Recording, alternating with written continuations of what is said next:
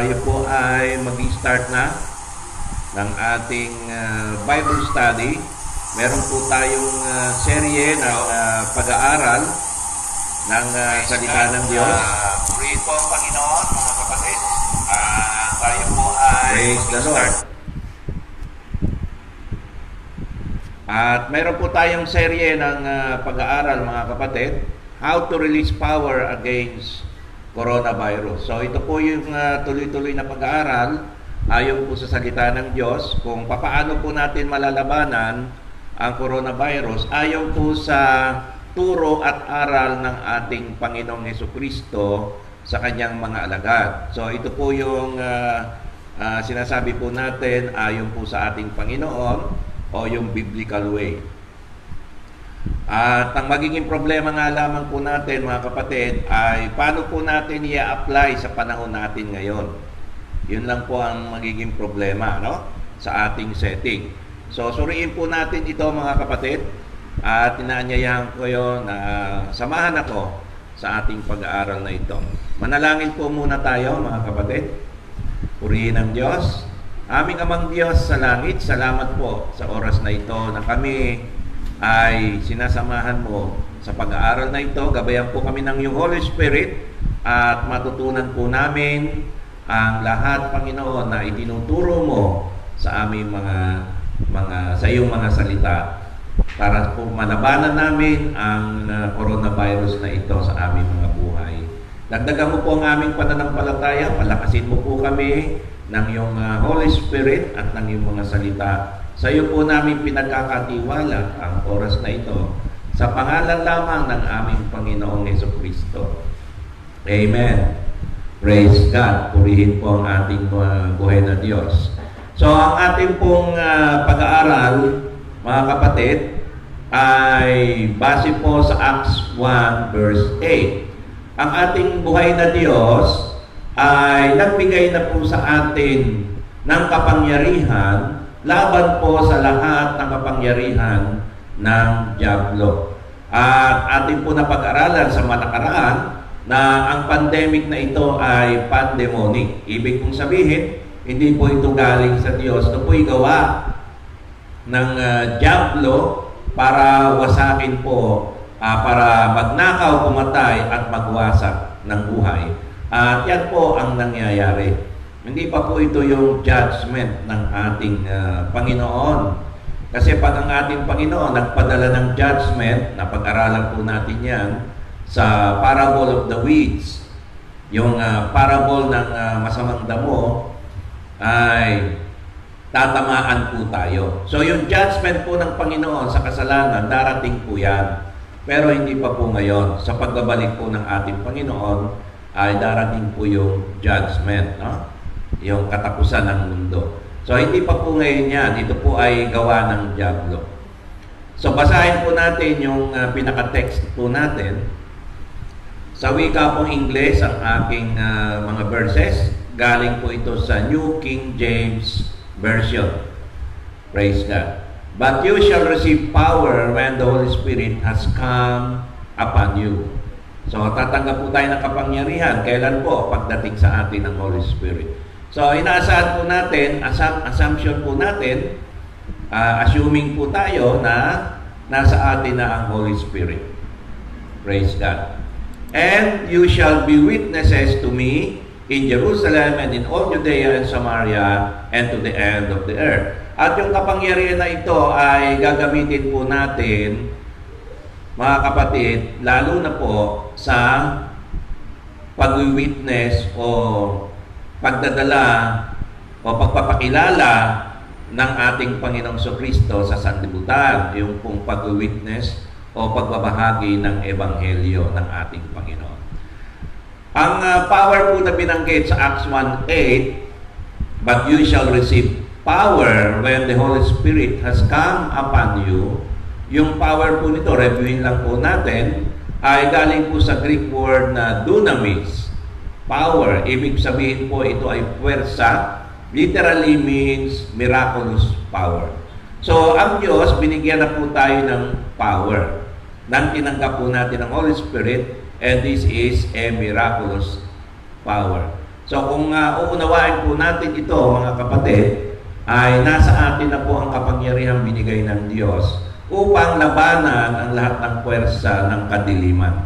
So ito po yung kapangyarihan galing sa Holy Spirit. So ito po ay miraculous power. Okay? Sa King James, ability, abundance, might, miracle, power, strength, violence, mighty, wonderful work. So, ibig sabihin ito talaga ay very powerful. Kitang-kita po ito. So, Jesus showed His disciple how to use the power of the Holy Spirit that they should teach and pass to the next generation of disciples. So, ang ating Panginoon, nung narito po siya, tinrain niya po yung kanyang mga alagad. Hindi lamang po 12 ang kanyang na-train. Meron po tayo nakitang 70 na kanya pong tinuruan at binigyan ng practical application kung paano po ito gagamitin ang kapangyarihan na nanggagaling sa Holy Spirit. At yung kapangyarihan na ito, nung nandoon pa ang ating Panginoon, ay siya po ang source. Dahil ang Holy Spirit ay nasa ating Panginoon. So, ito po ay ibinigay niya yung kanyang authority sa mga alagad at ipinakita po niya kung paano po ito gagawin. At inaasahan po ng Panginoon, kaya po ito dinemonstrate at tinuro sa mga alagad para po ito maipasa sa susunod na mga alagad at maipasa ito sa susunod na mga alagad. Hindi po dapat ito naputol. Ito po dapat ay tuloy-tuloy na proseso ng pagpapalaganap ng salita ng Diyos at ng paggamit ng kapangyarihan na binigay niya sa atin through the Holy Spirit. Ito po ay makita natin sa Matthew 28. Bilid po ito ng ating Panginoon. Matthew 28, 19 to 20. Go therefore and make disciples of all nations, baptizing them in the name of the Father and of the Son and of the Holy Spirit. So, nandiyan po yung ating Diyos na buhay, iisang Diyos na nagpahayag po sa 3 persona. Ito po ang Ama, ang Anak, at ang Espiritu Santo. So, maliwanag po yan. Ang ating Diyos po ay nagpakilala sa magitan po ng 3 personalidad. Okay. The Father and the Son and the Holy Spirit. So, ano po ang sabi ng ating Panginoong Kristo? Teaching them to observe all things that I have commanded you, and lo, I am with you always, even to the end of the age. So, mga kapatid, yung pong itinuro ni Kristo sa kanyang mga alagad na pamamaraan ay sinabi po niyang ipasa, ituro, at ipasa at sundin at gawin ng mga susunod na mga alagad. At ito po ay isang tuloy-tuloy na proseso. At yun naman pong makikinig at mananampalataya sa mga aral ng mga alagad ay magkakaroon din po ng ganong pagsunod. At ipapasa rin po ito sa mga susunod na mga alagad hanggang kailan po ito. Hindi po ito magsisis hanggang sa wakas ng sanlibutan. At the end of the age, yan na po mawawala na. At ituro na po natin yon, tuloy-tuloy po itong kapangyarihan na ito na sasamahan yung mga alagad dahil ang kapangyarihan po ay nasa Holy Spirit. So hanggat ang Holy Spirit, siya po ang source ng power. Ano po yun? Power na yun. Dunamis, miraculous power na nasa atin ng mga alagad. Ibinigay na po sa atin. Sabi ni Kristo, you shall receive power. At pagdating po ng Holy Spirit. So, ang assumption po natin, mga kapatid, ay nasa atin na ang Holy Spirit. At kung nasa atin ang Holy Spirit, nasa atin ang kapangyarihan. At hindi po nawala yung kapangyarihan hanggang kailan daw po yun. Sabi ng Panginoon, I am with you always, even to the end of the age. So, ang Panginoon ay nandito po sa atin through the Holy Spirit. At ang Holy Spirit kasama po natin. Hanggat hindi po umaalis ang Holy Spirit, nasa atin po ang kapangyarihan ipinangako ni Kristo na tatanggapin po ng mga mananampalataya. So tayo po ay tumanggap na dahil dumating na po ang Holy Spirit, assumption po natin ay nasa atin na po. At ang kapangyarihan ito ay tuloy-tuloy po nating mararanasan dapat at ipapasa sa mga susunod na mga alagad. So dapat po ay napasahan po tayo ng ganitong aral ni Kristo. Okay, ngayon tuloy po natin. Ano po yung ginawa ni Kristo na ipinasa po sa atin? Okay, what did Jesus taught his disciples to do in times of pandemic or a virus outbreak such as coronavirus? So, ano po kaya yung itinuro ni Kristo? Paano po natin i-handle ang mga outbreak po ng mga sakit? Kasi ang coronavirus ay isang sakit po, di ba? At outbreak po yan ng sakit, ng pandemic. So, ano po ang itinuro ni Kristo in relation sa mga pandemic o mga sakit na outbreak, kagaya po ng coronavirus sa panahon natin ngayon. So, ang ating pong pag-aaralan ay magpo-focus lamang po tayo. Marami pong itinuro si Kristo sa mga alagad. Pero magpo-focus lamang po tayo, mga kapatid, magpo-focus lamang po tayo sa itinuro ni Kristo in relation to fighting a pandemic or a sickness or a particular disease or outbreak ng isang virus, particular po ang coronavirus. Okay? So, ang example na makikita po natin in Jesus' time, similar to a plague or sickness that is contagious o yung nakakahawa, ay kagaya ng coronavirus. Sa panahon ni Kristo ay ang pinakamalapit ay yung sakit po ng leprosy. Okay, leprosy. So, ang leprosy kino-consider po na contagious ng panahon ni Kristo. Wala po itong lunas. Ine-examine lamang po ito ng mga pari.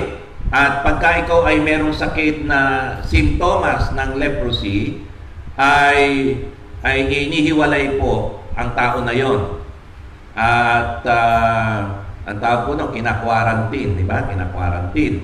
Sa labas po ng kampo. At yung bahay po, pagka po naroon din yung contamination nandun sa bahay, ay sinusunog din po yung bahay.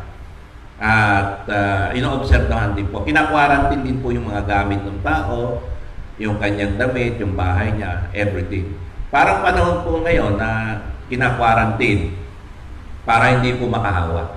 So, yung leprosy ay nasa lumang tipan na po yan. In the Old Testament, ganito po nila i-handle yan, ang leprosy. Leviticus 13:43 to 46 ay similar po yan, may kapagkakahawig malapit sa coronavirus na isang sakit na nakakahawa. So, nawala pa pong lunas. So, Leviticus 13:43 to 46. Okay? Then the priest shall examine it, and indeed, if the swelling of the sore is reddish white on his bald head or on his bald forehead, as the appearance of leprosy on the skin of the body. So, yung pong leprosy o ketong na lalaki, pag meron po siyang symptoms na ganon, ay makikita po yun sa kanyang balat, mula po sa ulo, examinin po yan. So, he is a leprous man pagka nakakitaan po siya ng mga signs ng isang leprosy. So, he is unclean. The priest shall surely pronounce him unclean. His sore is on his head. So, pag nakakitaan po ng simptomas, sabihin po niyan ay unclean. Ibig sabihin, may sakit po siya, marumi yung tao. At pagka pinunounce ka pong unclean, ay hindi ka po pwedeng hawakan ng kahit na sinong tao. Okay? Kundi, magiging marumi rin po yung hahawak sa iyo. Yun po yan. So, mako-contaminate ka po. Ibig sabihin, may infect ka. Now, the leper on whom the sore is, his clothes shall be torn, and his head bare, and he shall cover his mustache and cry, unclean, unclean. So, yung pong tinamaan ng sakit na ito, ng ketong, ay magsasabi po sa kanya, marumi ako, marumi ako. Sisigaw po niya yon para yung mga tao hindi po siya lapitan. So, ito po ay isinasabi. Pinapahayag po yan para hindi po lumapit yung mga tao, para hindi mahawa.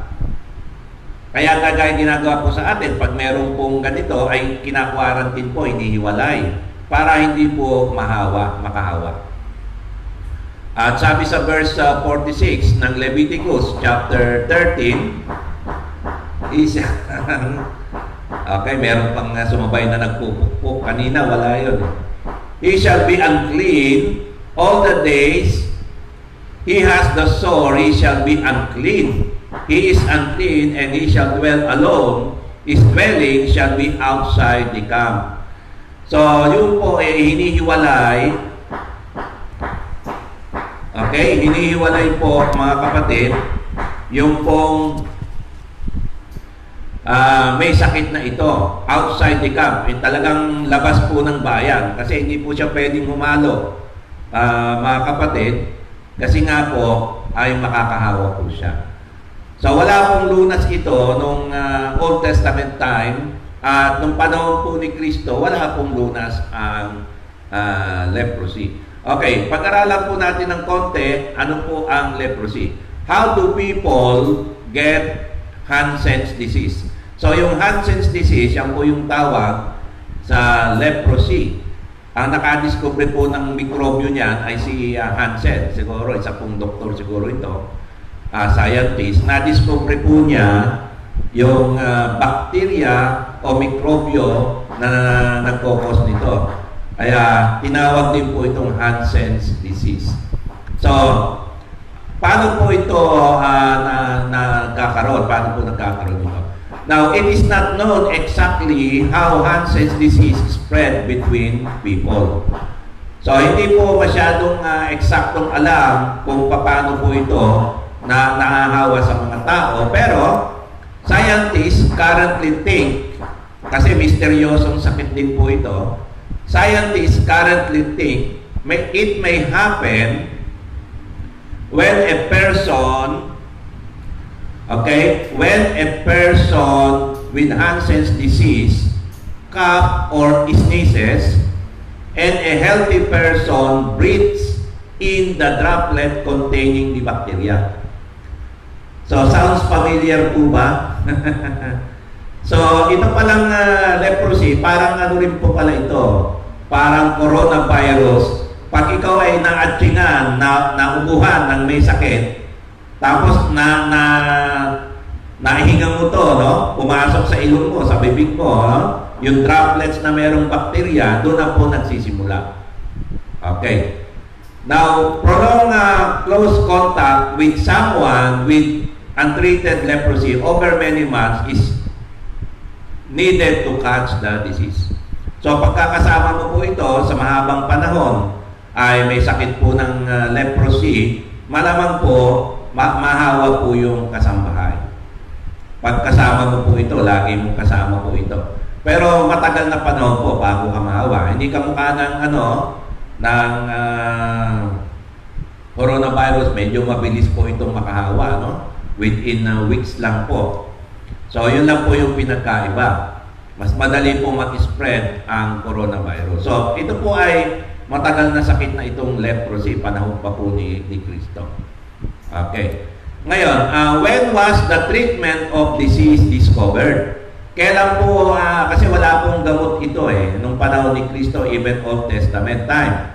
Bahala na po pag gumaling. Ngayon, pag gumaling yung tao, examinin po ng pare, magkakaroon po ng seremonyas, pagka yung sakit wala na. So yung seremonyas po ng pare, hindi po yung nagpapagaling, yung cleansing ceremony. Ito po ay, yung ceremony na ito po yung pagpapakita na yung tao ay magaling na.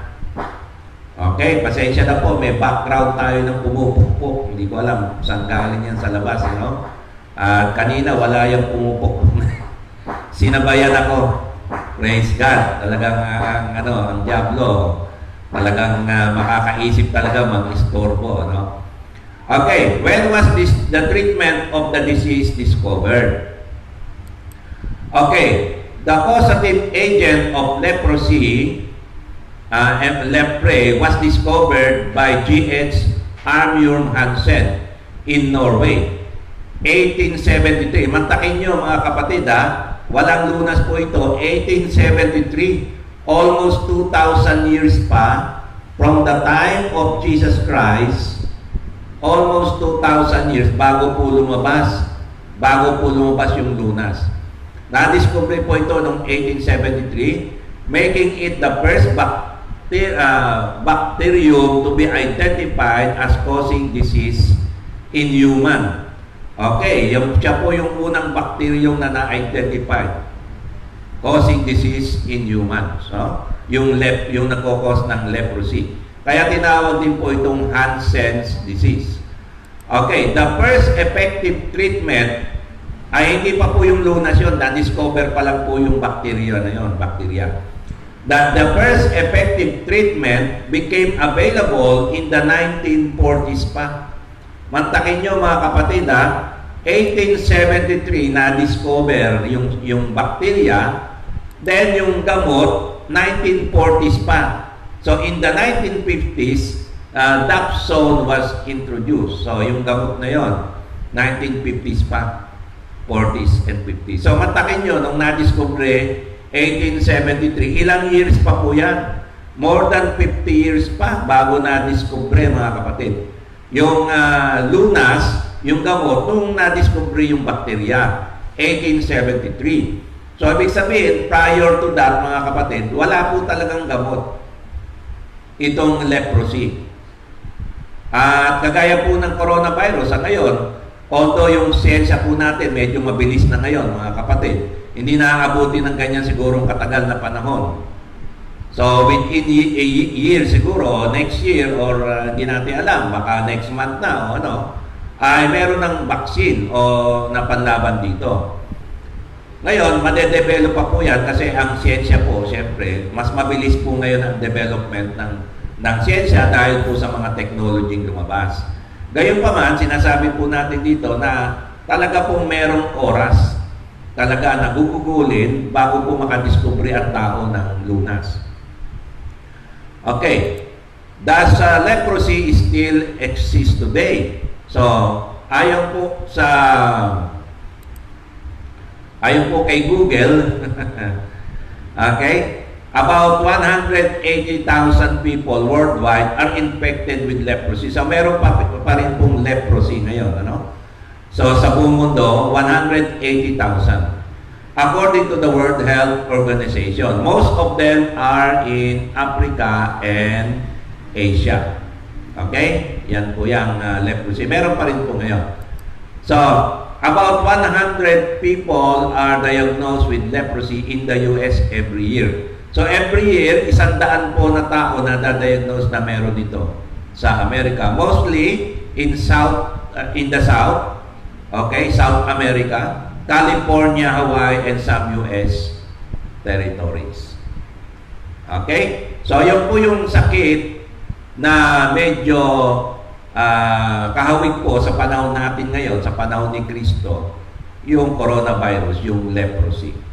Yan po. So, how will Jesus respond? Nasamid lang po nasamid. How will Jesus respond to this sickness like leprosy or coronavirus in His time? So, halimbawa po, dumating po yung sakit na ito nung panahon. Okay? Dumating po yung sakit na ito nung panahon ni Kristo. So, ano po ang gagawin? Praise God. Ano po ang gagawin ni Kristo kung dumating po ito sa panahon nila? Okay. Tignan po natin yung Matthew 10, verse 5 to 8, saka yung Luke 10, 1 to 9. So, ano po magiging response ni Jesus Christ sa panahon niya sa mga kasakit na ito? Basahin po natin. Matthew 10, verse 5 to 8. These 12 Jesus sent out and commanded them, saying, do not go into the way of the Gentiles, and do not enter a city of the Samaritan. Praise the Lord. Okay. So, ang Panginoon ay pinadala po niya yung kanyang pinaka-apostol. 12 apostol po ito, pinadala niya. Okay, ngayon, pwede po natin sabihin siguro, mga apostol yan. Mamaya po, makikita nyo, ang sumunod naman pinadala niya with the same mission ay yung 70. Meron pa po siyang reserve, 70 na mga alagad. Ganon din po ang misyon. Pinadala po niya. Okay, ano po ba ang misyon ng 12 na ito? Okay? So, makikita po nyo, hindi niya po ito pinadala sa mga Gentile. Ang mission po nito ay pumunta lamang saan po? Okay? But go rather to the lost sheep of the house of Israel. Okay. Pinadala po niya yung 12, tinuruan niya yung 12, tapos sinugo niya yung 12 na mga alagad para pumunta sa Israel. Okay, bakit po sa Israel? Malalaman po natin, later on, ang Panginoon ay sinugo niya yung mga alagad sa buong mundo na. Okay? Matthew 28:19, verse 19 yon. Alam niyo na po yon, yung Great Commission. So, inuna lang po niya ang Israel. Pero yung pagsugo, kung papaano, parehas lang po yung pamamaraan. Kung paano po niya isinugo ang 12 at yung 70, yung 70 na mga alagad sa Israel, ganun din po sa buong mundo. Mas malawak na nga lang po. Okay. Bakit po inuna ang Israel, mga kapatid? Kasi ang Israel, siya po ang chosen people. Ang Israel ay may karapatan po na unahin ng Diyos. Bakit? Kasi nga po pinili ang Israel. Sa kanila po ipinangako ang Mesiyas na darating sa pagitan ng Israel. Bagamat yung kaligtasan ay sa buong mundo, okay, kasama po ang mga Gentile sa kaligtasan, pero yung pagdating ay sa mga Hudyo lang. Darating ang Mesiyas. Hindi po pwedeng dumating ang Mesiyas na isang Pilipino o isang Romano o anumang lahi. Hindi pwede. Kailangan po ito ay lahi ng Israel mula po sa linya ni Haring David. Kaya po sa kanila po muna ipinangaral at hindi po ito maintindihan ng mga Gentile nation. Hindi po nila naintindihan yung pangako kay Abraham. Yung pangako sa Israel. So, through Israel muna. At pag natapos po sa Israel, ang Israel naman po supposed to be dapat ang magpapahayag sa buong mundo.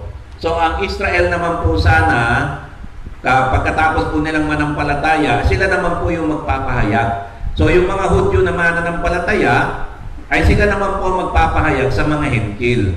Kaya inuna po ng Panginoon ang Israel. Kaya huwag niyo pong sabihin na sa Israel lang yan. Hindi po. Inuna lang po ng Panginoon ang Israel. Huwag niyo rin pong sabihin na 12 apostol lang yan.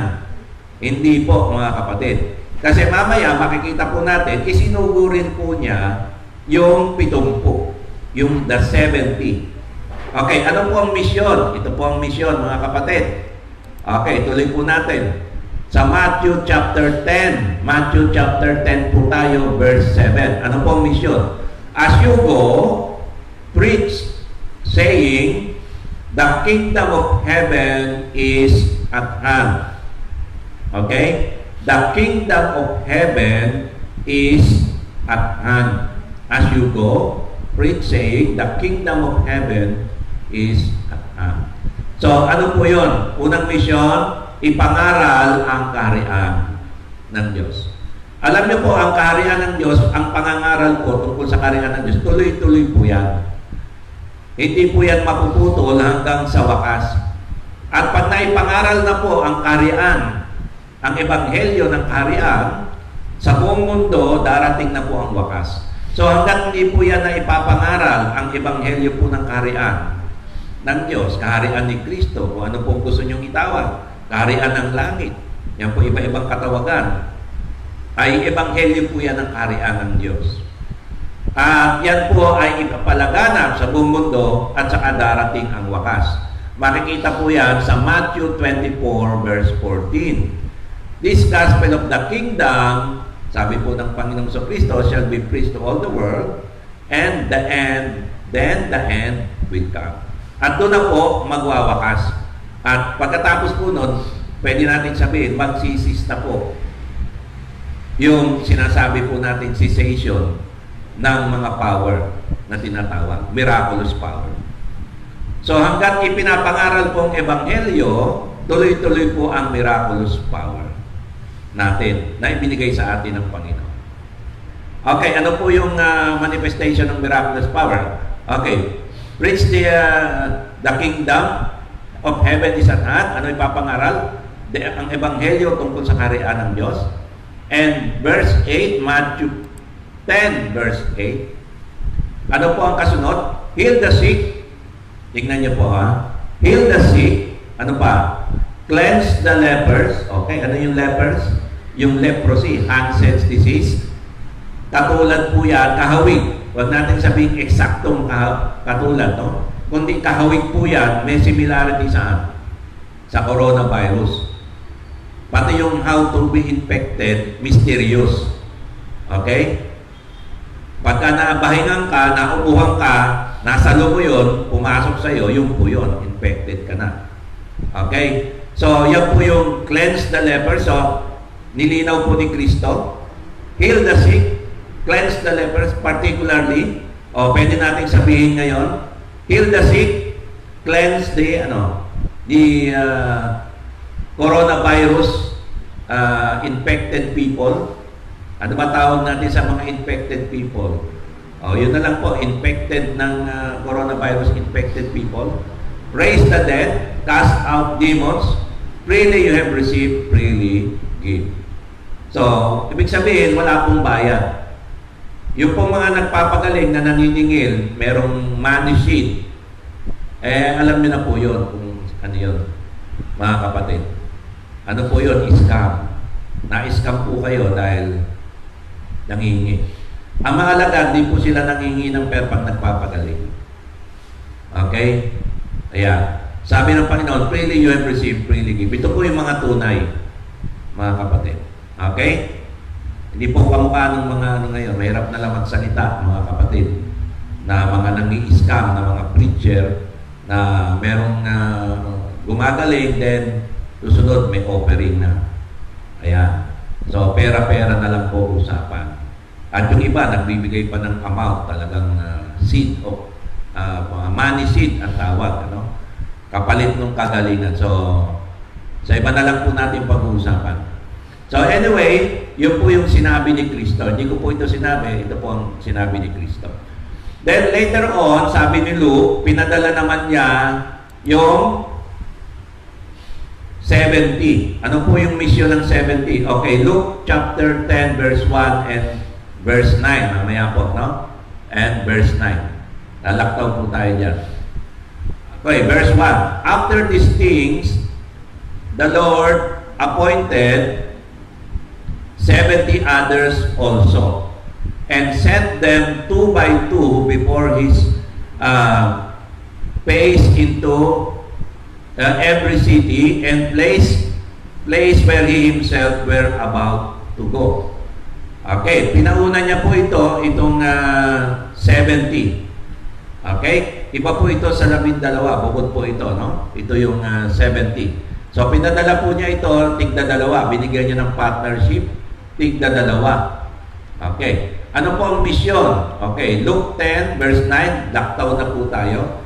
Ang sabi niya, and heal the sick there and say to them, the kingdom of God has come near to you. So, ito naman, sabi ng Panginoon, heal the sick. In general, kasama na po yung mga lepers dito. Lahat na po yan.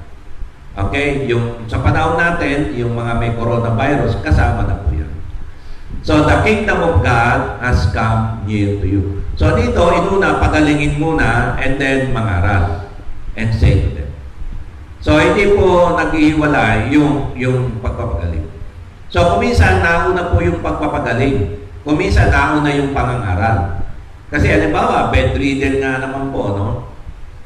Kailangan gumaling muna, pagkagaling, at saka po sa share ng gospel. Kasi siyempre walang malay, di ba?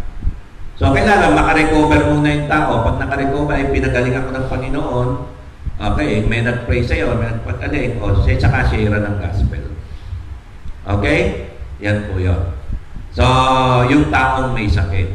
Yan. At yung mga kamag-anak naman, ay siyempre makakapakinig din sila ng salita ng Diyos. So, ito po yung pamamaraan ni Kristo. Okay? So, what is the instruction in general? What is the instruction of Jesus Christ to His disciples?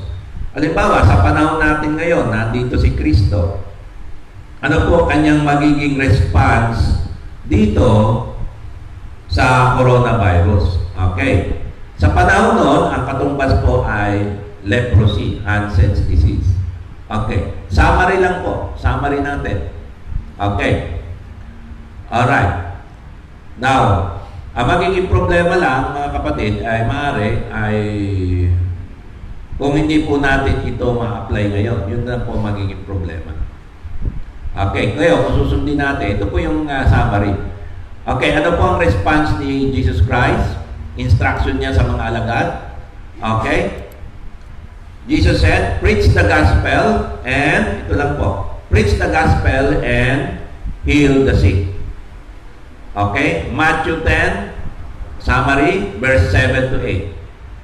Anong sabi niya sa mga alagad? Matthew 10, verse 7 to 8. As you go, preach saying, the kingdom of heaven is at hand. Okay. Ipangaral ang ebanghelyo ng kaharian. Verse 8, heal the sick, cleanse the lepers, raise the dead, cast out demons, freely you have received, freely give. So, ayan po yung summary. Okay. Ipangaral ang ebanghelyo at pagalingin ang may sakit, maging yung mga may leprosy. Sa panahon natin, yung may mga coronavirus. Okay. Sa Luke chapter 10, verse 9, ito po yung sinugo niya yung 70, yung the 70 disciples. Ito po yun. Ang sabi naman po niya sa Luke 10, verse 9, and heal the sick there, and say to them, the kingdom of God has come near you. Okay. So, pinadala po niya yung mga alagad, isinugo niya, at yung mga lugar na pwede silang tanggapin, kasi hindi naman po lahat ng tao nananampalataya, hindi naman po lahat ng tao tumanggap. Yun lang pong lugar na tatanggap sa kanila, ay doon po sila mangangaral, at doon po sila magpapagaling. Okay? Okay, hindi po sila magpapabayad, pero sabi naman ng Panginoon sa instruction, kung ano po yung iihain na pagkain, yun lang po yung kailangan nila. Siyempre, kailangan silang kumain, o kain muna kayo, pinakain, yun lang po yun. O dito na kayo matulog, yun lang po yun. Pero yung pong may bayad, na kapatid na pera, ay ayaw po ng Panginoon. Sabi ng Panginoon, freely you give, you receive, freely you give. Okay? Freely you receive, freely you give. Okay. So, maliwanag po yun. Ano? Now, there should be no problem with power because we have the source. Okay. Pastor, paano ngayon yung kapangyarihan niyan? Pwede ba mangaral na lang? Di ba? Wala na yung power. Paano yung power? Diba? So, minsan, meron po mga Kristiyano nagsasabi, Pastor, wala na nga yung power eh. Nag-cease na nga yan. Okay. Ngayon, ang sabi ko naman, si Kristo nagsabi merong power. At ang power na yan, hanggang sa wakas, sasamahan niya tayo. Until the end of the age, sabi niya, I will be with you. Through the Holy Spirit.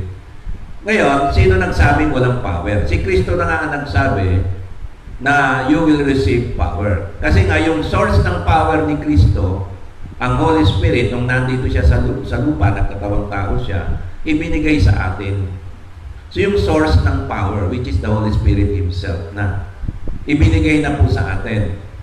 So kung ibinigay na po sa atin, nasa atin yung power kasi yung source nasa atin. So we have power. Okay. Ngayon, hindi naman pwede na nung panahon ng araw, nangangaral sila, nagpapagaling, di ba? Maliwanag yan. Tapos, ngayon, hindi na. Parang hindi maganda. Kahit anong isip mong gawin, parang hindi fair, di ba? Bakit nung araw, may power sila, pero ngayon wala na. Preaching na lang ang natira. Witness ka na lang, pero wala ng power. Bakit nagkaganon? Ano ba ang nangyari? Nalobat ba ang Holy Spirit? Ano ba ang nangyari? Cellphone ba ang Holy Spirit? Nalolobat? Kailangan i-charge? Ano po ang nangyari? Kapatid, nung araw ba may sakit yung mga tao, marami may sakit, ngayon wala nang may sakit? Pastor, doktor na lang ang gagamot. So, ibibigay na lang natin sa mga doktor. Sila na yung pagpapagamot, sila na yung magpapagaling. At anong sabi ng mangangaral na lang tayo. Yung mga doktor, ano nga yan nag-aral yan, di ba? May bayad yan Sa atin, wala dapat di ba? Walang bayad sa mga alagad. So, yung tao, pagbabayarin mo, maubos na yung kabuhayan nila sa papapagamot. Tapos, mamatay rin, di ba? O iba, hindi pagagaling. Maghihirap. So, yun pa yung sabi ng Panginoon, may doktor naman kaya mawala na yung power. Noon lang, wala pa kasi masyadong doktor. Ngayon, may siyensya na okay na. Hindi naman ganun sinabi ni Kristo. Ang sinabi ni Kristo, you will receive power. Kasama po yan, miraculous power. So, yung pinakita ni Kristo, yun po yung pamamaraan. Kaya nga po, si Kristo nag-demonstrate muna. Ano ba ang ginawa ni Kristo? Itinuro muna niya, ipinakita muna niya, paano gagawin. Pagkatapos, yung mga alagad, ginawa. At kaya ginawa ng mga alagad yun para ituro din sa mga susunod na mga alagad. Ang problema siguro natin, hindi ko lang sure, no? Maaring somewhere in time, naputol. Ayun, hindi kasalanan ng Diyos yun. Tao na ang may gawa nun. Yung mga mananampalataya. Dapat po yan, dire-diretso Ang Diyos po, binigay na sa atin ang liwanag sa Bible. Basahin ko Acts 1:8. And you shall receive power when the Holy Spirit has come upon you. Maliwanag po yan, mga kapatid. At yung power, hindi po nalobat ang Holy Spirit. Huwag natin sabihin, ang Holy Spirit nag-cease na. Nandiyan po yan Active po ang Holy Spirit noon, ngayon, at magpakailanman. Hindi po nagbabago, mga kapatid. Tayo po ang nagbabago, yung pananampalataya natin. Pero si Kristo, ang Holy Spirit, ang Diyos, the same po yan. So yung availability ng power na ibinigay sa mga alagad, pasa-pasa po yan, na pag-aralan na po natin, tatanggapin din po yan ng mga next generation believers. Pagdating sa kanila ng Holy Spirit, sa atin, assumption po natin, ay meron din po tayong power. And you shall be witnesses to me in Jerusalem and in all Judea and Samaria and to the end of the earth. Ibig sabihin, sa katapusan po ng mundo, hanggang sa huling pagkakataon, sasamahan po tayo ng Diyos. Kasamahan po tayo ng Holy Spirit. So, kailan po magsisis yan? Pag ang Holy Spirit umalis na po sa mundo. Kasi pag ang Holy Spirit umalis na po sa earth, wala na po yung power. Kasi nasa Kanya po ang source ng power. So, hanggat may nananampalataya, hanggat may tumatanggap sa Holy Spirit, hanggat ang Holy Spirit nandito, hindi umaalis, hindi inaalis ng Diyos, present po ang power. Kasi siya po ang source ng power at ang power nasa mananampalataya. Amen po ba? Naintindihan po, mga kapatid. Okay. So, naintindihan pero parang hindi pinaniniwalaan. Yun ang problema natin. Okay. Ngayon, si Kristo, sabi nga po sa inyo, ay ipinakita niya sa mga alagad kung papaano gamitin ang power na galing sa Holy Spirit in relation to sickness and disease. In relation to coronavirus sa panahon ng leprosy. Okay, so ano po ang gagawin natin sa mga may sakit na leprosy? Ano po yung leprosy? Yun po yung Hansen disease, yung panahon natin, parang coronavirus po sa panahon nila. Kasi yun po yung pinakamalapit. Walang lunas, ina-quarantine lang ang infection pagka nabahingan ka, naubuhan ka, nakuha mo yung bakterya na yun, pumasok sa iyo, nahinga mo, yun na po yun. May infect ka na. Okay. Now, paano pinakita ni Kristo kung paano gamitin ang kapangyarihan sa pagpapagaling sa may sakit, lalo na yung leprosy. So, ito po mga kapatid, ay base kay Kristo. Okay? Hindi ko po inimbento to. Ito po yung ating pag-aaral. Hindi po lahat ito, mga kapatid, hindi po lahat natin matatapik ngayon. Putol-putol po ito. Meron lang po ko i-discuss na tatlo. At itong tatlo to, ito po yung pamamaraan na itinuro ni Kristo sa atin, sa mga alagad, at yung mga alagad naman, pinractice nila, ipinasa nila sa mga susunod na mga alagad. So, yun po yung bili ni Kristo, ituro lahat ng itinuro niya. So, magpo-focus lang po muna tayo doon sa in relation to leprosy. So, paano po tulungan yung mga may sakit at may karamdaman ng leprosy sa panahon natin, coronavirus. So, paano po nagpagaling ang ating Panginoon? Paano po niya ito itinuro sa mga alagad? So, yung pamamaraan ni Kristo, ginagaya po ng mga alagad. At tayo naman ay tuloy-tuloy po yun. Ngayon, purihin ang Panginoon dahil meron po tayong kasulatan. Nagkaroon po tayo ng kopya, nalaman natin ngayon kung paano ginagawa ni Kristo. Kaya itong pag-aaral natin ito, parang nakikita natin si Jesus Christ, kung paano niya tinuruan yung mga alagad, at kung paano yung gusto ni Kristo na gawin din natin. Kung paano niya tinuruan yung mga alagad, kung paano pong ginawa ng mga alagad, yun din po ang gusto niya. Yung pamamaraan ng Biblia, hindi po nagbabago. Tuloy-tuloy po yan. Kahit anong panahon, anong kultura, applicable po ang Bible. Okay. So ano po yung pamamaraan ni Kristo na available po yan, applicable sa lahat ng panahon. Okay. How did Jesus heals the sick? Okay. Tatlo lamang po i-share ko mga kapatid. Una, tandaan po natin ito, no? Number one, Jesus heals with compassion. Jesus heals with compassion. Okay. Ano po yung compassion? Yung may awa. Okay? Yung talagang, yung compassion, ito po yung nakita mo yung may sakit, parang naiiyak ka, no? Naawa ka. Hindi yung naiinis ka, hindi yung sinisisi mo pa yung may sakit. Ayan, bakit ka nagkaganyan? Ang tigas kasi ng ulo mo eh. Diba? Nahawa ka tuloy. Hindi ganon. Hindi ganon po yung compassion. Ang compassion may awa doon. Napipil mo yung nararanasan paghihirap ng tao. At di lang nakita mo yung paghihirap ng tao, ay nandun po yung compassion, yung awa, na ikaw po ay naiiyak na doon sa tao na yon na naghihirap na gusto mong tulungan.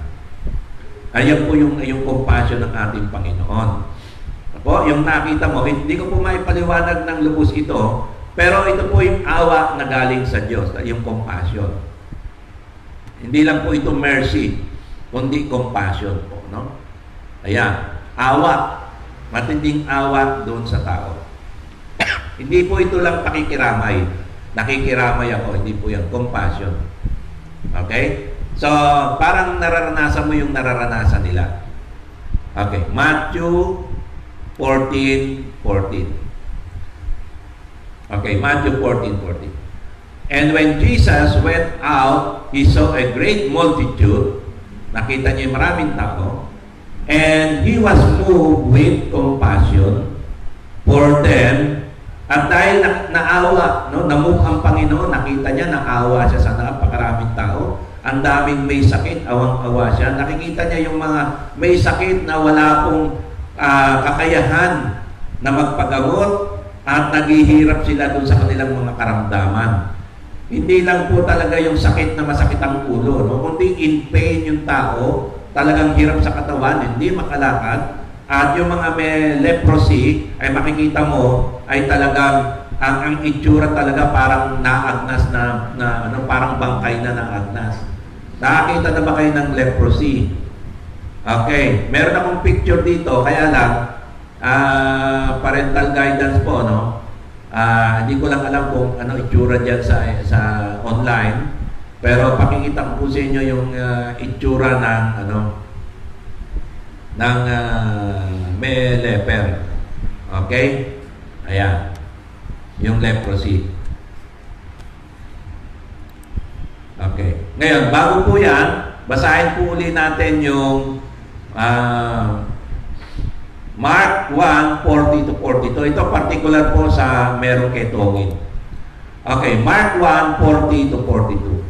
Then a leper came to him, imploring him, kneeling down to him and saying to him, "If you are willing, you can make me clean." So meron pong isang ketongin na tao na nakiusap kay Kristo, lumuhod po sa harapan niya, sabi niya, nagmakaawa po siya, kung gugustuhin mo, Panginoon, kaya mo akong pagalingin o gawing malinis. Ano po, nang nakita po ni Kristo yung ketongin, and Jesus moved with compassion, yung awa, matinding awa dun sa tao. Mark 1:40-42 po ito. Put out his hand and touch him and said to him, "I am willing, be cleansed." Mantakin nyo mga kapatid, ang isang ketongin, bawal po yung hawakan. Unclean po yan. At pwede kang mahawa, di ba? Pag hawak mo, nahawak mo sa bibig mo, nakain mo tuloy yung bakterya, di ba? Naipunas mo sa mukha mo, naihinga mo yung bakterya. Pero ang Panginoon, hinawakan po niya. Hindi po kaya ng isang ordinaryong tao na hawakan ang isang may sakit ng ketongin o yung merong coronavirus. Kasi ang fear dito, mahawa ka. Di ba? Pero ang Panginoon, nilapitan niya yan, hinawakan niya. Siyempre, paano mahawakan kung di lalapitan? At dahil sa awa ng Panginoon, ay maaring, hindi na po sinabi rito, pwedeng yakapin ng Panginoon niya. Dahil sa awa. Na ang isang tao na wala pong compassion, walang awa dun sa tao na nasa harap niya, hindi na awa, hindi nagkaroon ng damdamin kagaya sa Diyos, matinding awa, hindi po niya pwedeng gawin. Kaya nga po, pagka merong may sakit, kailangan magkaroon ka po ng awa dun sa tao, magkaroon ka ng compassion. Mahirap lang po i-explain sa Tagalog yung compassion. Kasi awa, parang awa, naawa ka lang. Yung nararamdaman mo yung tao, yung paghihirap ng tao. At di lang nararamdaman yung paghihirap ng tao, kundi nakikita mo yung tao, yung pangangailangan ng tao, hindi mo siya sinisisi. So yung compassion, wala pong paninisi. Ang tigas kasi ng ulo mo, gawa-gawa ka ng kasalanan, nagkaganyan ka tuloy. Hindi po gano'n ang compassion. So ang compassion, nakikita po yung paghihirap ng tao at yung nais ng tao na gumaling. At nakikita mo po yung paghihirap. At nagkaroon po ng awa ang Panginoon doon sa tao. Ano pong ginawa ni Kristo? As soon as he had spoken, immediately the leprosy left him and he was cleansed. So ano po yung ginawa ni Kristo? Hinawakan po niya, tapos nagsalita po siya. Okay? Ano po yung sinabi ng Panginoon? Sabi ng Panginoon, ano po pamaraan ng Panginoon? Hinawakan niya at saka nagsalita po siya. I am willing, be cleansed. Sabi niya, gumaling ka. Hinawakan niya at gumaling po. So hindi po ito magagawa ng isang tao na wala pong awa, na hindi po naaawa doon sa may sakit. So unang-una ay dapat po magkaroon tayo ng compassion. So pag wala ka pong awa, at nakita mo lang yung may sakit, tapos wala ka man lang naramdamang awa doon sa ano. Yung awa may feelings po yan. Minsan naiiyak ka po doon sa tao. So pag naiiyak ka na po dun sa tao, talagang naaawa ka deep inside at gusto mong tulungan, doon lalabas na po yung compassion, ipapanalangin mo. At kung may pagkakataon, nasa harap mo, lay hands mo, hahawakan mo, di ba? Ngayon, di po yan magagawa ng isang tao na wala pong compassion. Kaya ang Panginoon, para ma-release po yung power, ay kailangan may awa, meron po tayo nararamdamang awa doon sa may sakit. So nakakita na po ba kayo ng ketongin, mga kapatid? So may picture po ako rito ng may ketongin ng leprosy. Tignan po nyo yung picture kung makikita po ninyo, no? Okay, parental guidance lang po, ha? Ready na po, mga kapatid?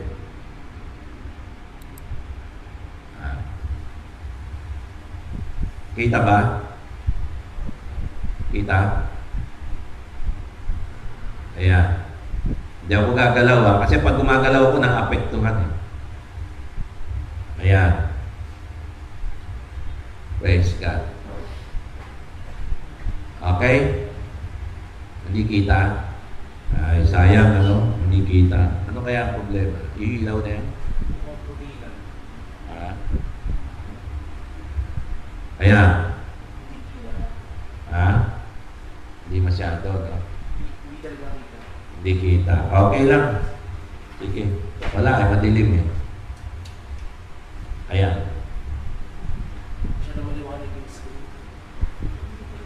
Hindi kita. Okay. Ayan, okay na yan. Huwag mo na lang buksan yung ano. Madilim, baka madilim naman masyado ako. Yung ilaw dyan, pakipas lang. Okay, yan. So, yun. Sayang, hindi nyo kita, no? Okay, purihin ang Panginoon. Okay, yan. Balik na tayo. So, kasi baka mandiri kayo pag nakita nyo. Purihin ang Panginoon. So yung sinasabi ng Panginoon na tinuro niya, magkaroon po tayo ng compassion. Yan. So nakita ng mga alagad, nagkaroon may awa ang ating Panginoon. Nagkaroon siya ng matinding awa doon sa may sakit. Kaya pinagaling. No? Okay, purihin ang Diyos. Okay, pangalawa, paano po nagpagaling ang Panginoon? Ano po ba yung ginawa niya? Una, merong awa, may compassion.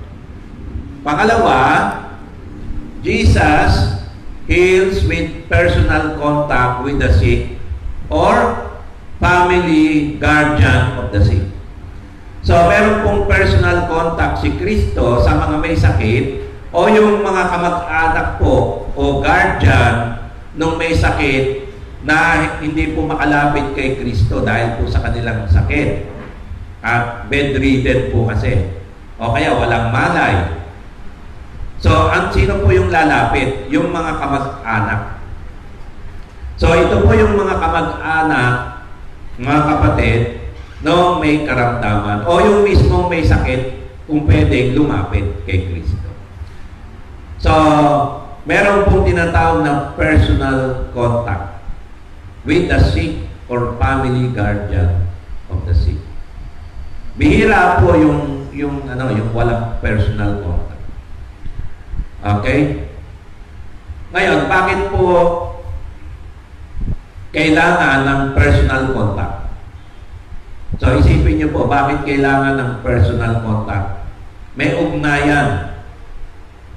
May social. Tawag doon? Merong social contact. At most of the time, physical contact. Merong social contact and physical contact din doon sa guardian or yung may sakit mismo. Kita nyo nga po yung may ketongin, di ba? Hinawakan nga ng Panginoon. Okay. Pwede rin naman siguro huwag niyang hawakan, di ba? Kaya lang doon sa awa niya kasi, nahawakan niya. Sa awa niya. At nung hinawakan po niya, sinabi niyang gumaling, ay gumaling agad. Okay? At syempre, hindi siya nahawa si Kristo. Okay, tingnan po natin na Luke 9 verse 11. Okay, bakit po kailangan merong contact? Okay. Bakit merong personal contact? Di ba, tinatanong natin, bakit kailangan may social contact? Okay, kailangan po ang social contact. Kasi, para makita po ni Kristo yung pananampalataya ng mga tao. So, pag nakita niya, may pananampalataya kahit maliit lang, kahit kasing laki lang ng buto ng mustasa, mga kapatid, may pananampalataya sa Diyos. Umaasa sa Diyos na gagaling sila. Gagaling po yung tao. Kasi kung wala pong pananampalataya na nakita si Kristo dun sa tao at walang pananampalataya sa Diyos, hindi po niya pagagalingin yun. Okay? Ngayon, ano po ang senyales na yung tao may pananampalataya? Ito po yun. Luke 9:11. Luke 9:11. Ano po yung senyales na may pananampalataya yung mga tao kahit kaunti lang? Okay, Luke 9:11. But when the multitudes knew it, they followed him, and he received them, and spoke to them about the kingdom of God, and healed those who had need of healing. Okay? Ulitin ko po, no? Yung bandang huli. Ulitin ko na rin po yung buo. But when the multitudes knew it, they followed him, and he received them, and spoke to them about the kingdom of God, and healed those who had need of healing. Okay, paano po nakita natin dito na yung mga tao may kaunting pananampalataya? Ano po ang senyales na yung mga tao may pananampalataya na pagagalingin sila ng Diyos?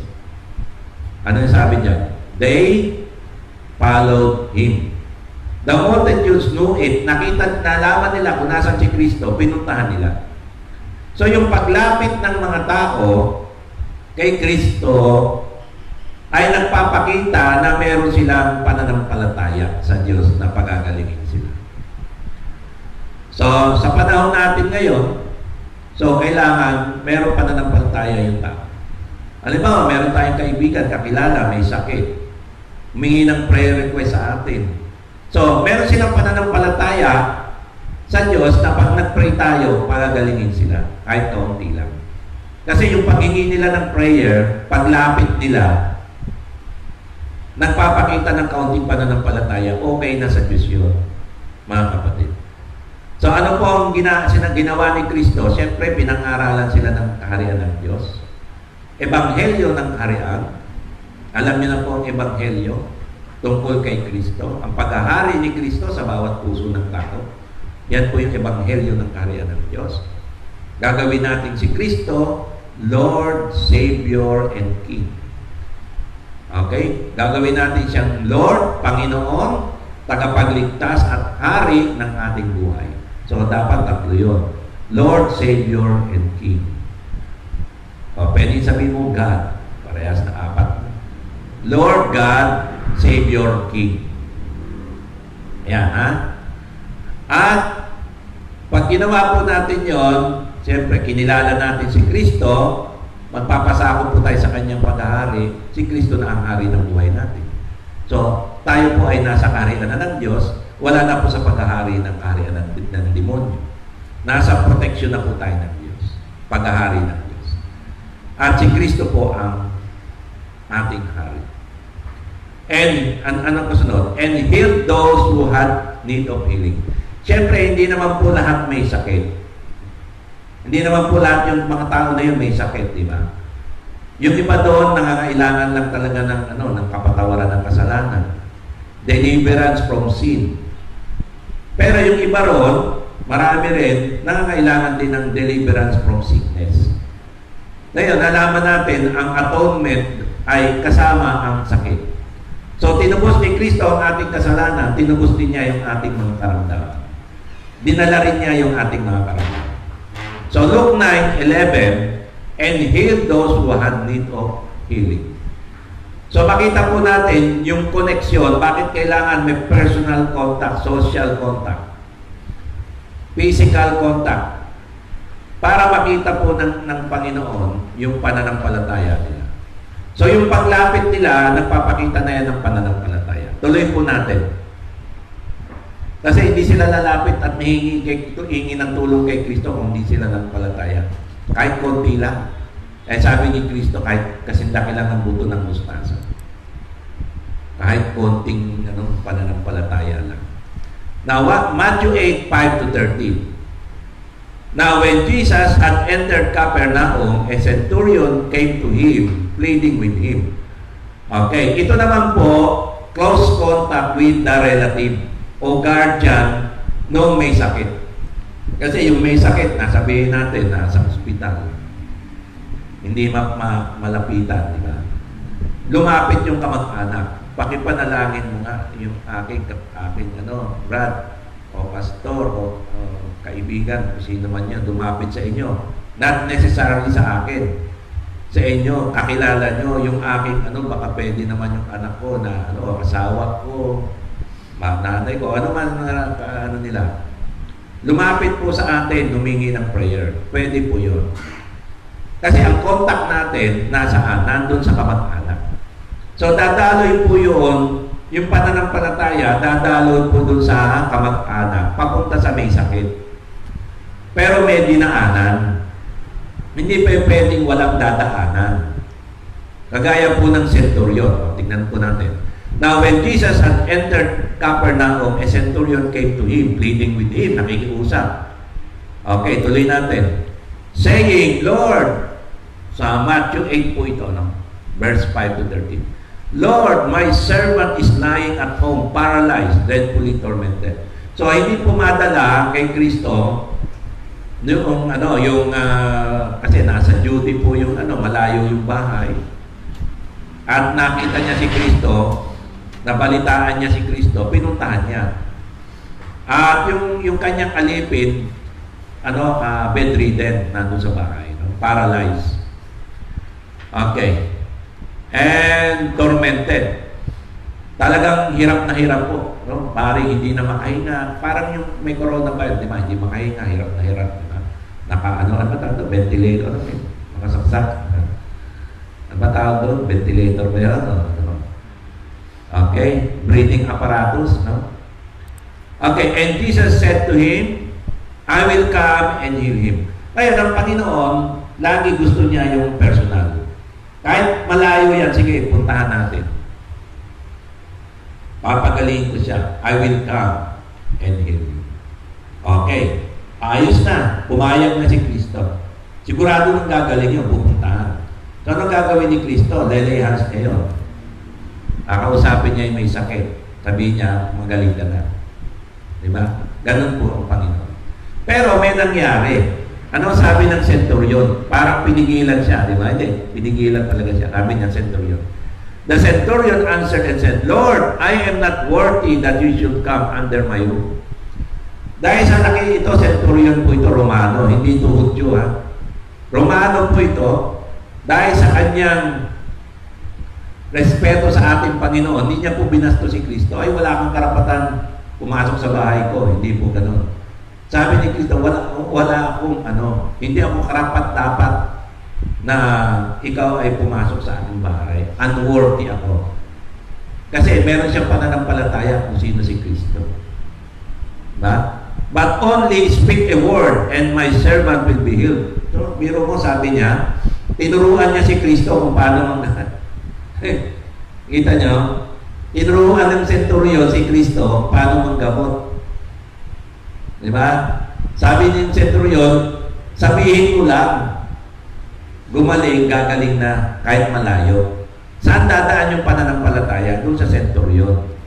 Di ba? Ngayon, sabi ng centurion, ganito. Ito yung pananaw ng centurion.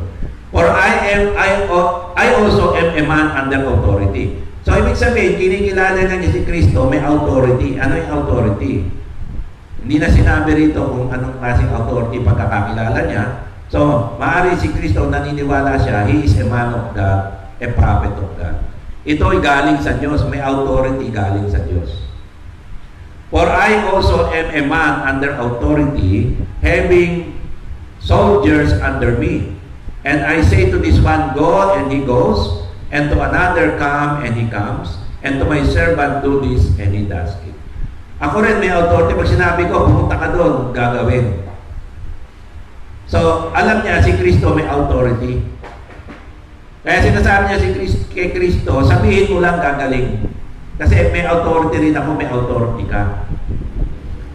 So, yung pananampalataya ng centurion, alam niya yung si Kristo may authority, kahit malayo, kayang pagalingin.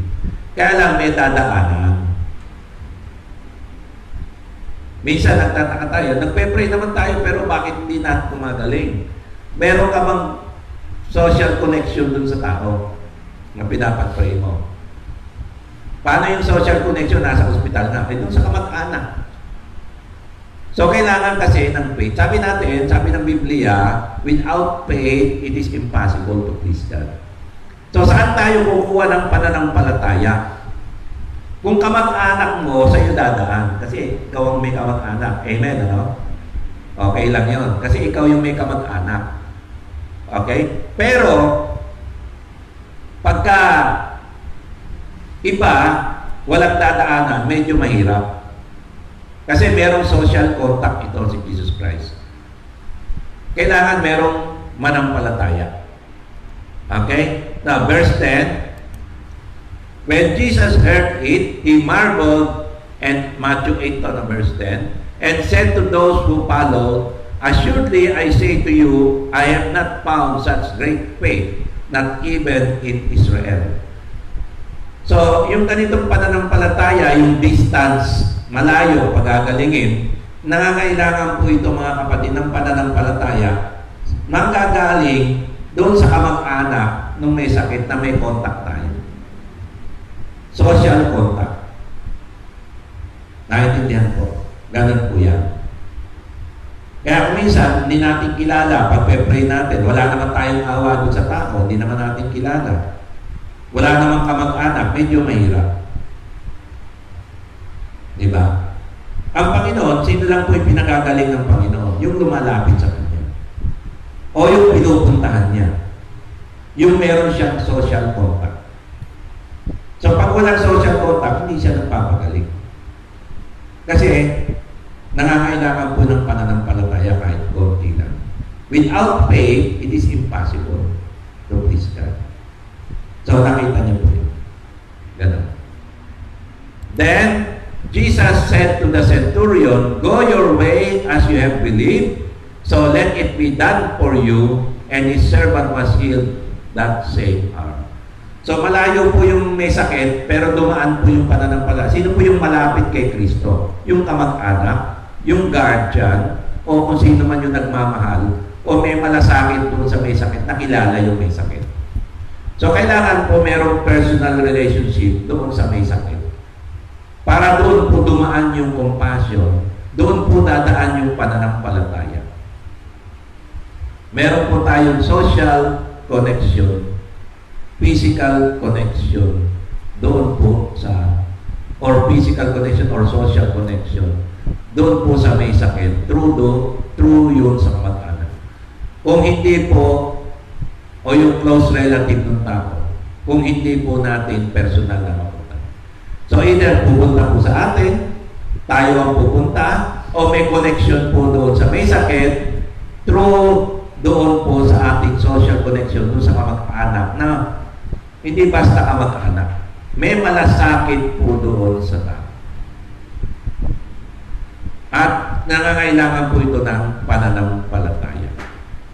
So, pag kinapos po tayo ng pananampalataya at compassion, maaari pong hindi po gumaling. Yun ang magiging problema. Kasi pinakita na po ni Kristo. Ano po yung kailangan una? May compassion, may awa, naramdaman sa may sakit. Okay? Pangalawa, merong physical o social contact. Bakit? Para makita yung pananampalataya. Kasi without faith, we cannot please God. So, kailangan makita ni Kristo, may pananampalataya yung lumalapit. Either yung kamag-anak ng may sakit, malayo yung may sakit, di madala. Yung kamag-anak ang pumunta. Yung kamag-anak ang humingi ng prayer. Pwede yun. O direkta, kung may pagkakataon, yung may sakit. Okay? So, yan po yung mga dinadala. Okay, Matthew 15, Okay? 21 to 28. Ito po yung isang pagkakataon kasi dalawang pagkakataon lang po yung malayuan. So makita po natin merong social communication. Malayo yung may sakit pero yung nakikiusap, yun yung yung kanina kasi ano yung centurion, di ba? Alipin niya pero mahal niya yung alipin niya. So parang kamag-anak na rin ang turing niya. Ito naman anak niya, tignan natin. Ha?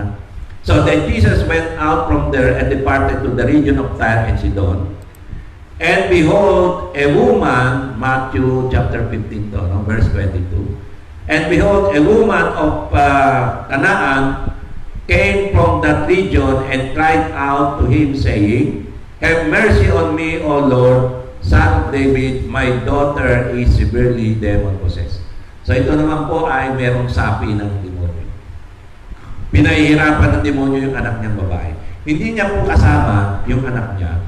Hinanap niya po si Kristo. Nung dumating po sa lugar nila, nandyan, nabalitaan niya, nandyan si Kristo, pinuntahan po ng Canaanite woman na to.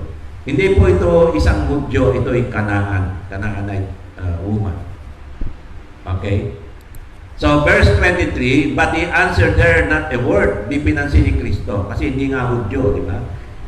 Chosen people muna bago mga Hentil. And his disciples came and urged him, saying, Send her away, for she cries out after us. Talagang maingay, nakikiusap. No? Panginoon, tulungan mo. Maingay, babae, talagang ano. Ngayon, anong ginawa ni Kristo? Sabi niya, kinumpronta ni Jesus Christ, kasi sunod ng sunod eh. Diba? But he answered and said, I was not sent except to the lost sheep of the house of Israel. For now. Sa Israel muna ako. Okay. Sinasabi ni Kristo. Ang sabi ng babae, kasi hindi naman siya Hudyo, and she came and worshipped him, saying, Lord, help me. Sinamba niya. Ngayon, pag sinamba mo si Kristo, kinikilala mo Diyos siya. Kasi ang pagsamba, hindi pwede yan sa Diyos-Diyosan. Peki pagsamba yun. Ang pagsamba, binibigay lang ang worship sa Diyos. Okay, tandaan natin yun. Kaya nga ang pagsamba, hindi binibigay sa rebulto. Hindi binibigay yan kahit na kaninong santo. Kasi ang pagsamba, by definition yan, worship belongs only to God. Hindi rin yan binibigay sa demonyo. Kasi ang pagsamba, 10 Commandments yan ang pinakauna. Only God shall be worshipped. Wala nang iba. Okay? Not even idols, not even images, or any other existing being. Wala po. Kahit demonyo, anghel. Hindi po pwede sambahin. Ang Diyos lang. So, kinikilala niya si Kristo na Diyos. Sinamba niya. Ang sinabi niya, Panginoon, Lord, help me. Nakiusap talaga, no? Ngayon, ano sabi ni Kristo? But he answered and said, It is not good to take the children's bread and throw it to the little dogs. Okay. Masakit itong salita na to, di ba? Hindi pwede yung pagkain ng mga anak ibibigay sa mga aso. Ibig sabihin, sinasabi niya, parang aso ka, di ba? Hindi ka anak labas ka Hindi ka nga anak sa labas aso. Matindi. Yung binitiwan ni Kristo. Di ba? Kinumpera siya sa aso. Anong sagot? And she said, Jesus, yes, Lord. Yet even the little dogs eat the crumbs which fall from their master's table. So sabi nung hindi niya sinabi, Lord, sobra ka naman. Ano tingin mo sa akin, aso? Hindi ganoon, ha? Ano sabi ng babae? Opo, Panginoon, aso nga po ako. Pero yung aso rin, kumakain din kahit man lang yung mga pagkain na uhulog dun sa mga anak, sa pagkain na ng mga anak. So sinasabi niya kahit konti lang, mumulang naman ang hinihingi ko. Yung mga sobra na nauhulog, accident ako, minsan pag kumakain ako, talaga may nauhulog So kung may nakaabang na pusa o aso, kakainin niya yun, diba? Nakaabang lang siya. Alam mo, naawa ang Panginoon, namangha siya doon sa babae na ito. Ang sabi niya, Then Jesus answered and said to her, O woman, great is your faith. Let it be to you as you desire. and her daughter was healed from that very hour. So saan po dumaan yung koneksyon? Yung awa ni Kristo, hindi na po sinabi niya, pero naawa siya dun sa babae. Nakita niya yung pagpupursige ng babae. Nakita niya yung namangha siya dun sa pananampalataya ng babae, sa sagot ng babae. No? Kaya sabi niya, great is your faith. So sabi nga po sa inyo, without faith, it is impossible. So saan po dumaan yung pananampalataya, yung awa doon sa may sakit, yung sa kamag-anak ng may sakit, yung nagmamalasakit? Sino po yun? Sa kaso na ito, yung nanay. Yung kanina naman, alipin niya, centurion, yung amo. Okay. So kung sino po yung may malasakit at malapit doon sa tao, yung po yung hihingi ng tulong, ipapag-pray, gagaling po yun. Kailangan lang po may pananampalataya. May dadaanan ng pananampalataya. Kaya po, si Kristo laging may social connection, physical connection. Either sa may sakit, o kung yung may sakit talagang malangmalay, wala sa isip, ay dadaan doon sa kamag-anak ng may sakit. Kaya, sa atin, ang magagawa natin ngayon, may kamag-anak na lumapit, hindi man tayo makapunta doon sa ospital talaga, na may sakit doon, di ba? Kailangan meron tayong mapil na awa doon sa pasyente. Okay, paano ka maaawa doon sa pasyente kung di mo kilala? O kaya, meron kakilala ka, lumapit sa iyo, doon dumaan yung awa mo, doon dumaan sa kanya yung okay, nakita mo yung pasyente na yun, nakaharap mo, naawa ka, pwede yun. Then, ipanalangin mo. Gumaling. Pag gumaling, nandun ka, may kontak ka, saka mo share ng word of God. Diba? Kasi, gumaling siya, pupunta rin ng impyerno yun pagka tumanda, namatay o ano. Kailangan maligtas yung kaluluwa. Kasi katawan lang yung gumaling, paano yung kaluluwa? Spirito niya. Kailangan ma-share ng gospel. So, yun po yun ang purpose niya. Okay? So, yung pagpapagaling at pagbabahagi ng ebanghelyo, magkasama po yan. Minsan, kailangan gumaling muna bago share. Minsan, share muna bago pagagalingin. Kung ano po yung sitwasyon. So, una, may compassion. Dapat may compassion yung tao. May malasakit, may concern, may compassion, may awa sa may sakit. Pangalawa, mayroong social communication packet para makita yung pananampalataya. Kailangan lumapit kay Kristo through us, lalapit sa atin. At yung tao may pananampalataya sa Diyos. Kahit konting pananampalataya lang na may pag-asa, kahit konti na pagagalingin ng Diyos. Okay? So, kailangan lumapit po. Merong contact sa atin. Kaya hindi po lahat talaga gagaling. Bakit mga nandun sa ospital po, kung totoo yan, bakit ang daming may sakit? Lumapit ba sila? May contact ba ako sa kanila? Hindi naman lahat lumalapit. Hindi lahat may pananampalataya. Diba? Ganon. Ganon po yan. So, mahalaga po yung contact. Diba? So, social contact para merong faith, makita mo yung pananampalataya, may compassion. At panghuli, pangatlo, pero marami pa po ito, pero dito lang po tayo yung pinakamahalagang tatlo. Paano po ma-release yung power para malabanan po yung virus na ito? Yung pangatlo po ay Jesus heals the sick through a word of command and or through the laying on of hands or tongues. So, paano po nire-release Jesus Christ yung power? Meron salita, binibitawan si Kristo, at meron din paghawak ng kamay. Laying of hands or word of command. Yan po yan. Hindi pwedeng wala po dun sa dalawa. Either parehas ito o isa rito. Nilay hands or sinabihan o parehas. Ano yung word of command? Sinabihan niya, dineclare niya, magaling ka. You are cleansed. So, order po yun. Inuutusan ni Kristo yung katawan, gumaling. Magaling ka na, gumaling ka. Magaling ka na. You are cleansed. You are healed. Yun po yun. So, gumaling ka na, magaling ka na.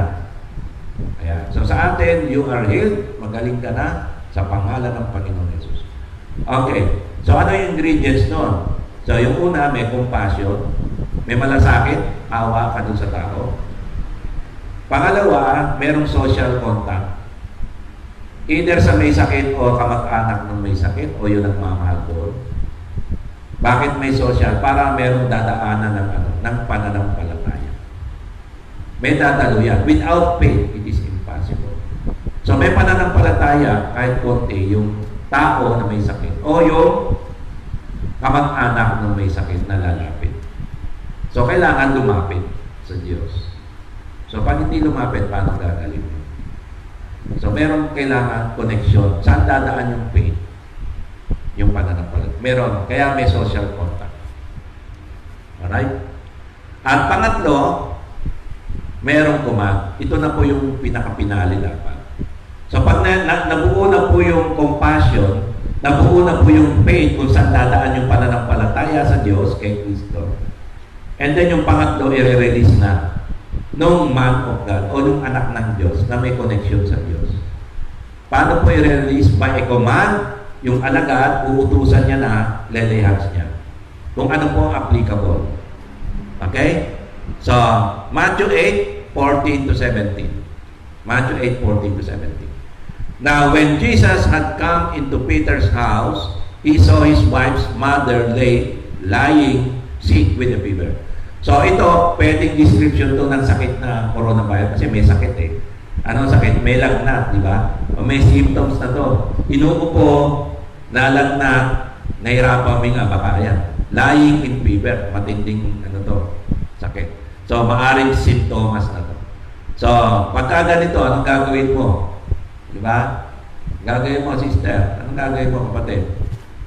Nakita mo, may sakit dito bahay na ito at batong napunta ako. May virus yata ito. Di ba? O may sakit. Anong gagawin mo, kapatid? So, ano ginawa ni Kristo? So, he touched her hand and the fever left her and she rose and served them. Okay?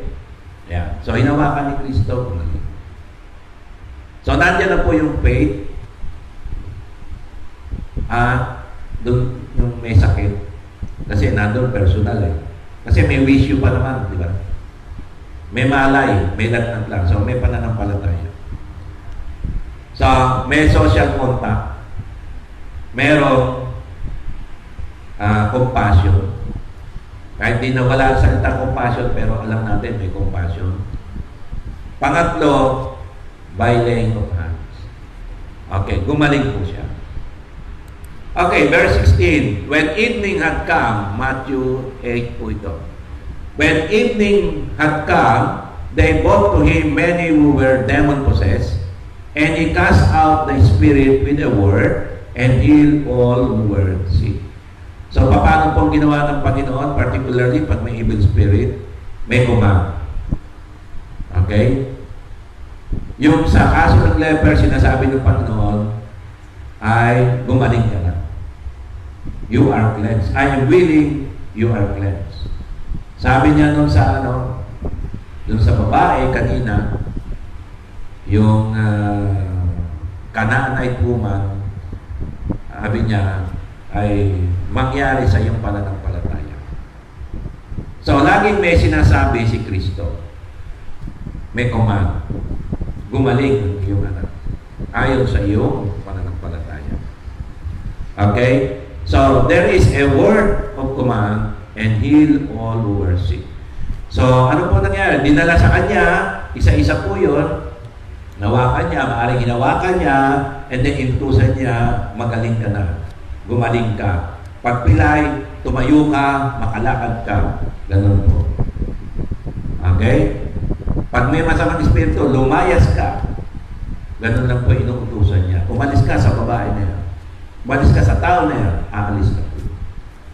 And then may preaching po ng Word of God, siyempre. At ang basihan po natin ito, sabi niya sa verse 17, that it might be fulfilled which was spoken by Isaiah the prophet, saying, He Himself took our infirmities and bore our sickness. So sinasabi po rito na yung kagalingan ng tao ay bahagi po ng kaligtasan binigay ni Kristo sa krus. krus ng Kalbaryo. So yung kanyang mga latay natatanggap, mga sugat, gumaling po tayo. At sa kanyang katawan, dinala niya ang ating mga sakit at karamdaman. Infirmities, bodily defects, bodily sickness po yan. And dinala niya yung ating mga karamdaman at mga paghihirap, mga kapatid. Okay?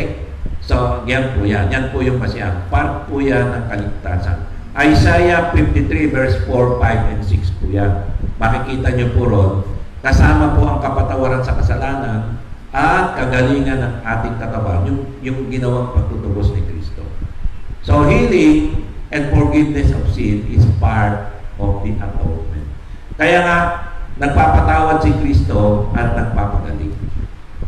Paano po yun? Yung ebanghelyo, pag pinangaral mo, patatawarin ang kanilang kasalanan at pagagalingin yung kanilang mga karamdaman. Okay?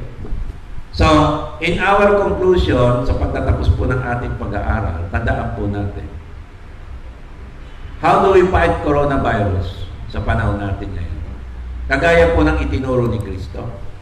Acts 1:8, but you shall receive power when the Holy Spirit has come upon you, and you shall be witnesses to me in Jerusalem and in all Judea and Samaria and to the end of the earth.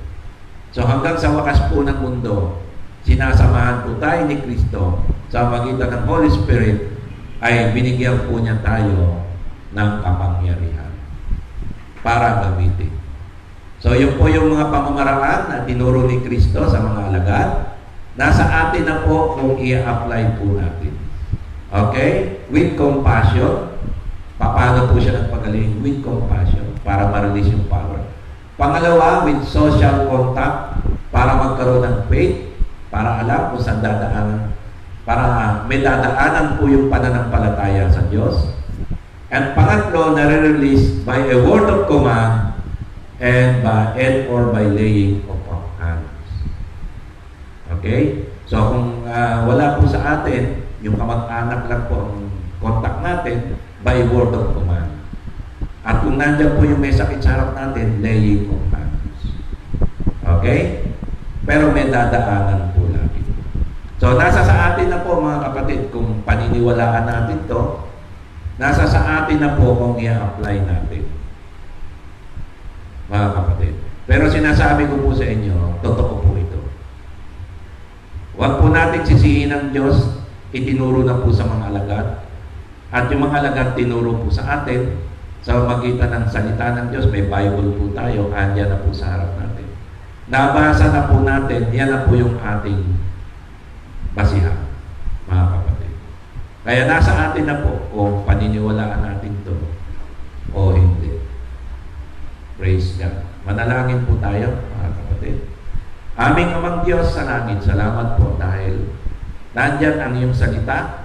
Ang iyong salita ay tunay at buhay na amin pong pinaniniwalaan. At tunay na binigay mo na sa amin ang kapangyarihan galing sa iyong Holy Spirit na nang siya ay aming tanggapin. Salamat po, Panginoon, dahil tinuturuan mo po kami. Ma-apply po namin ito, magamit po namin. At kami naniniwala na ito ang iyong mga salita. At gagaling po ang may sakit, Panginoon.